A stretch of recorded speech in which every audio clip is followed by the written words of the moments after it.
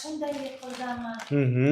Qancha bo'ldi shu yiqilishingizga? Hozir qo'lim bo'lmaydi shunday. Yuqoriga ko'tarilmayapti. O'tirmaymiz. Oydan buyon u rosa azob chekyapti. Bo'ldi. Qo'limizni bukib mana bunday qilib orqaga o'tkazingchi. Bo'lmaydi. Bo'lmaydi, ha? Yuqoriga ham ko'tarolmayapsiz. Bo'lmaydi. Bo'ldi. Endi bossam og'riq bo'lsa aytasiz. Xo'p? Zehkunam, dashkunam Og'riq qayerlarda bo'lyapti? Og'riq ana men yelka qati ana bu shonada. Shonada yo'q. Burun shetda bilan shetda og'rigan. Birdan bir og'rib turardi betiyalarim. Ana men yelkam ana. Bu ko'p tomonlama shu o'ng yelka bo'g'imini yelka kurak periartriti deydi.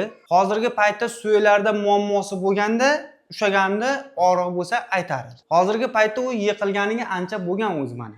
Harakati bo'lyapti. Aktiv emas-u, lekin harakati bo'lyapti. Yuqoriga ko'tarish holati sal qiyinroq bo'lyapti. Xo'p?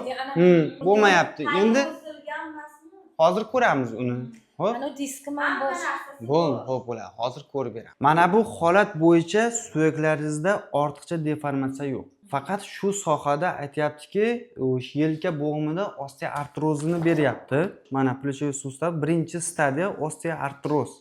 Undan keyin sinovit beryapti hamda bursit beryapti. Shu sohamizda yallig'lanish holatlarini beryapti. Demak, boshida aytganimdek, endi bu sohada travmani hisobiga mana bu yelka suyagimizda 2 boshli hamda 3 boshli muskullarimiz bo'ladi. Shu muskullarda payini cho'zilishini bergan, yuqoriga ko'tarish holatlaringiz bo'lmayapti. Shunaqa holat. Endi siz tushuntirib berasiz. Buni lichina qilish kerak. Lichinada xudo xolasa yaxshi bo'lasiz. Mana bu yelka bo'g'imimizda sulkus bo'ladi, egati bo'ladi. 2 boshli muskulning payi shu sohada yotadi. Travma olishingiz hisobiga u shu egatdan qisman chiqib qolishi mumkin yoki qisman lat yeyishning natijasida cho'zilib qoladi. Bu keyin sizga shu sohalarimizda og'riq beradi. O'shaning uchun buni yelka kurak bo'g'imini periartriti deydi. Bunaqa holat. O'shaning uchun buni lichina qilib o'rish kerak.